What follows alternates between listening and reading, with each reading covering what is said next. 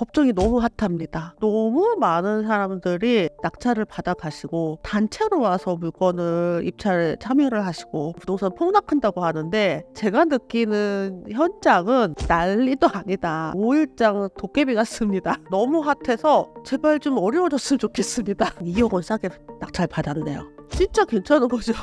내 집 마련을 하려면 이런 거 받으시면 됩니다. 보이기 시작했다. 이거 굉장히 중요한 이슈입니다.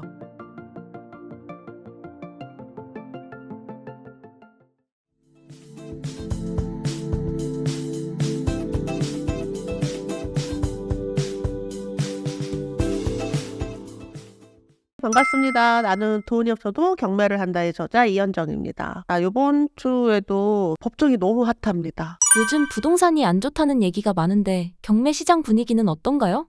문전성시예요. 적당한 수준이 아니라 너무 많은 사람들이 물건들을 하러 오시고 낙찰을 받아가시고, 그리고 지방 같은 경우에도 단체로 와서 물건을 입찰에 참여를 하시고, 그래서 정말 유튜브에서는 부동산 폭락한다고 하는데, 제가 느끼는 현장은 난리도 아니다. 5일장 도깨비 같습니다. 이런 분위기의 가격 흐름은 어떻게 될까요? 낙찰가를 보면 매가와 거의 얼마 차이가 나지 않는 낙찰가가 점점 많아지고 있는데, 이게 우리 지난번에도 얘기했잖아요. 100% 넘게 낙찰되는 거 많다고. 지금은 빌라도 그렇게 되고 있어요. 지금 이제 입찰하는 우리 입장에서는 낙찰가 너무 높다. 이 가격이면 낙찰을 받을 필요가 없지 않나. 이런 얘기들도 지금 나오고 있거든요. 이렇게 계속 높은 낙찰가가 유지가 된다면 뭐하러 낙찰을 받아요? 그냥 매매를 하면 되지.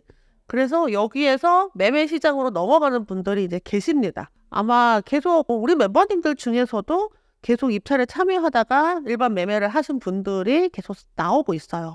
왜냐면은 내가 얼마 전에 거기서 폐차를 했는데 그 가격과 얼마 차이 안 나는 금배가 나왔다. 그럼 해야죠, 그 물건. 그 숫자가 점점 많아지게 되면 다시 매가가 밀어 올려지고, 그럼 다시 또 이 낙찰가와 매매가의 갭이 벌어지게 되는 거죠.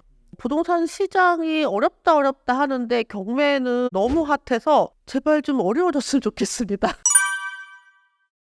법원마다 핫한데 특히 좋은 물건들이 많이 있는 4월 1일 날짜에 동부법원에 진행했던 물건이 총 39건이 진행을 했어요. 그 중에서 매각이 17건 되고요. 유찰이 17건이 됐습니다. 요것들 사례 좀 한번 쭉 볼게요. 앞에는 테크노마트 아시죠? 항상 이제 경매에 나오는 건데, 여기 낙찰가가 막 9% 이래요. 300만 원. 근데 여기에 미납관리비가 한 2천만 원 정도는 있을 거고요.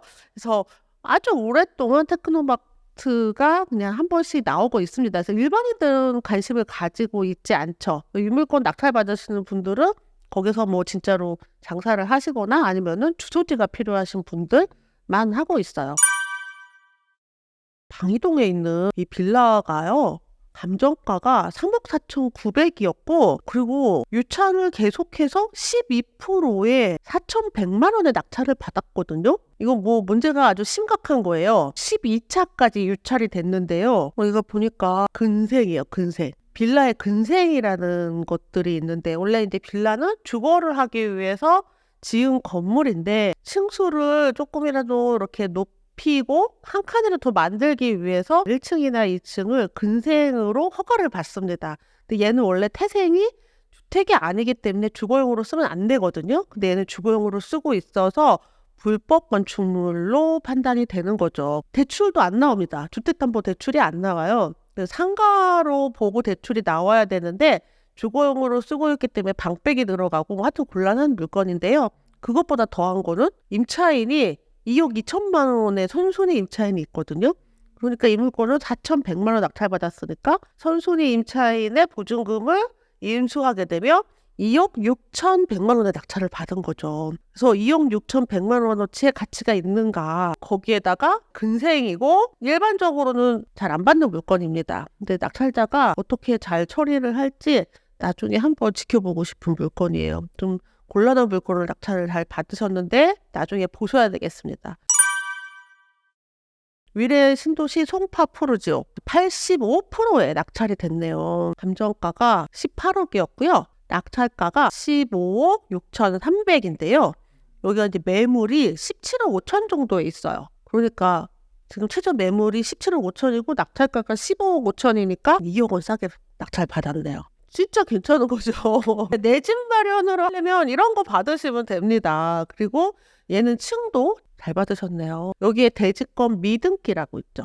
대지권 미등기가 종종 보여요. 빨간 글씨로 해서. 이건 뭐냐면 집합건물 같은 경우에는 아파트가 집합건물이라고 하는데 한 개 동을 지으려면 토지가 원래 다 각자 주인이 있었겠죠. 그래서 이 주인들한테 이 토지를 다 사서 건물을 지었는데 이 건물에 있는 사람들이 한 평, 두 평 이렇게 가지는 게 아니라 몇 분의 몇 이렇게 지분을 가지게 되는 거죠. 건물이 이제 하나에 앉아 있으니까. 이런 거를 대지권이라 그래요. 몇 분의 몇 비율로 나타내는 건데 그게 등기가 안 돼 있다라고 써져 있는 거죠. 근데 신축 아파트 같은 경우에는 대지권 미등기인 상태가 많습니다. 여기 보시면 대지권 미등기이지만 매각 목적물 평가에 포함이 되어 있고 분양회사에서 사실 조회를 했더니 분양 대금이 완납되었다라는 코멘트가 달려 있어요. 그럼 아무 문제가 없는데 간혹 분양 대금이 완납되지 않은 물건들도 있을 수 있거든요. 그거를 확인해 보셔야 됩니다. 이 물건은 잘 받으신 것 같아요. 17억 5천인데 15억 5천, 15억 6천에 받으셨으니까 그래서 이런 고가 물건들이 경매로 하면 너무 좋습니다.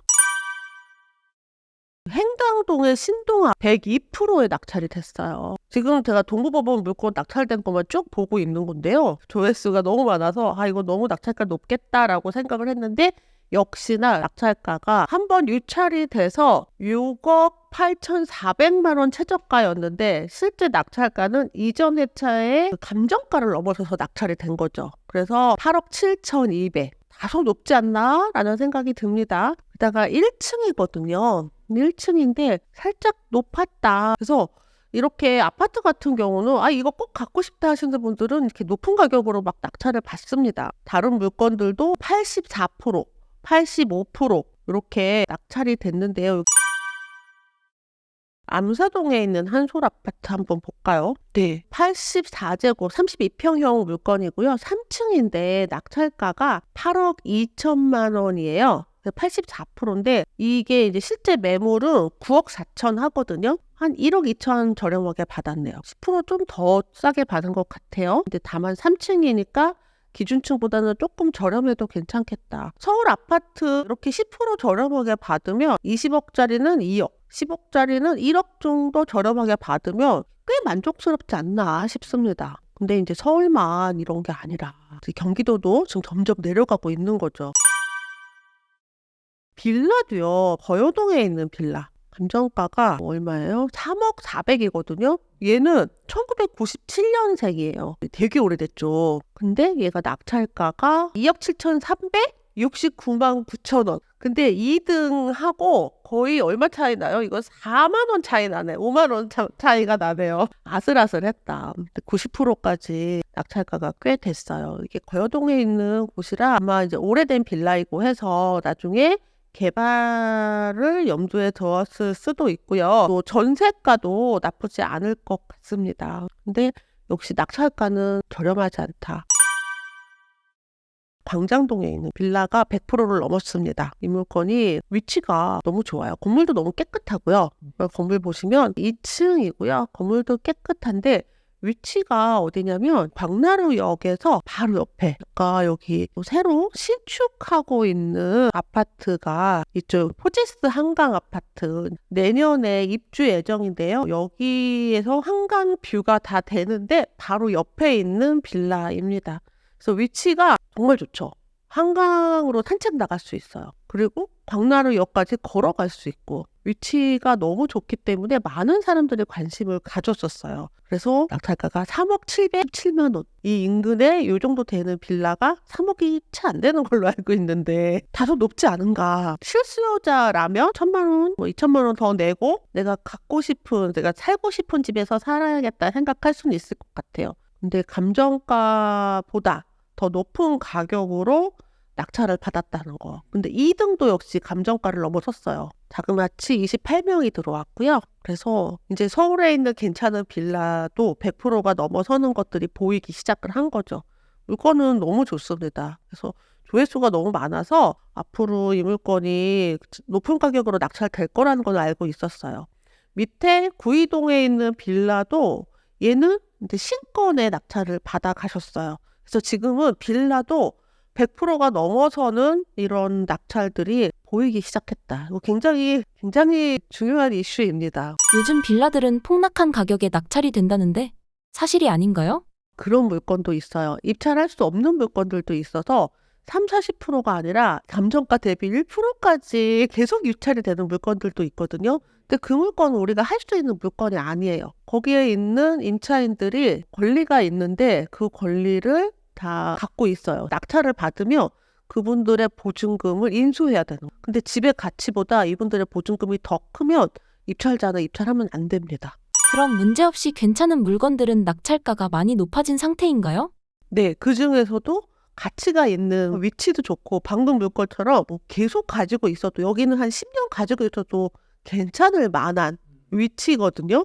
한강으로 산책 갈 수 있는 깔끔하고 깨끗한 신축 빌라들이 그리 많진 않잖아요. 네, 그런 류의 물건들은 앞으로도 이런 가격으로 낙찰될 수 있겠다. 근데 여기에 또 하나는 감정가가 매우 저렴한 것도 한몫합니다. 실수요자들이 아마 이 빌라 시장에 참여를 하고 있지 않은가라는 생각을 해봐요. 더 궁금한 점이 있으시면 하단에 댓글 남겨주세요. 제가 영상으로 또 피드백 해드릴게요.